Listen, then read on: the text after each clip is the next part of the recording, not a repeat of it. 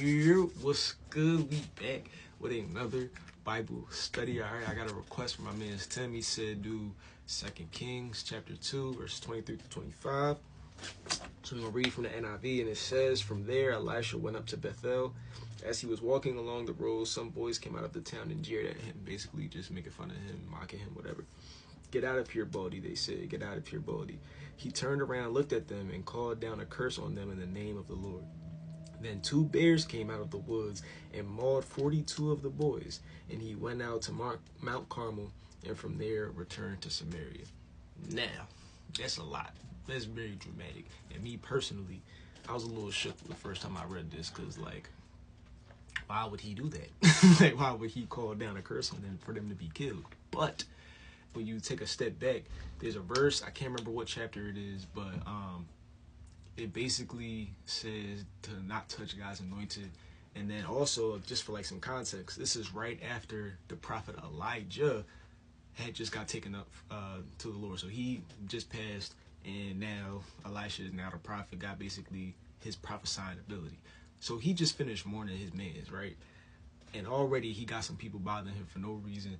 And at that time, when somebody was called a baldy, that was like kind of disgraceful, because people who had longer hair and long, luscious hair, that was like the norm. That's what you were supposed to have. So if he was bald, that was like, what's wrong with him? Like, so they was really trying to mock him. But there's also verses in like Proverbs talking about like not to rebuke a mocker, because he's just going to keep on mocking you and just going to keep receiving the same type of behavior. So in him calling a curse on them, that's really just God protecting his people.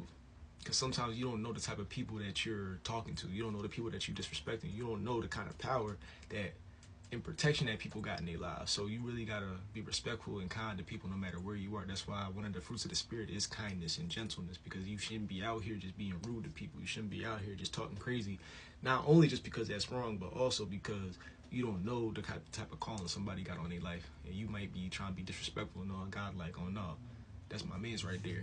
Yeah, you played. So yeah, that's just what I received from the word.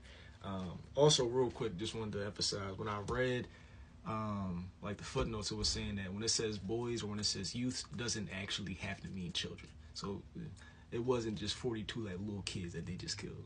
I've read that it's could be somebody up to like 40 years old based on a different context and translation from the Greek. So God not just out here just mauling children just because. I don't want y'all to think that this is the case. But that's my Bible study for y'all today. Hope that y'all can receive something from that, especially my man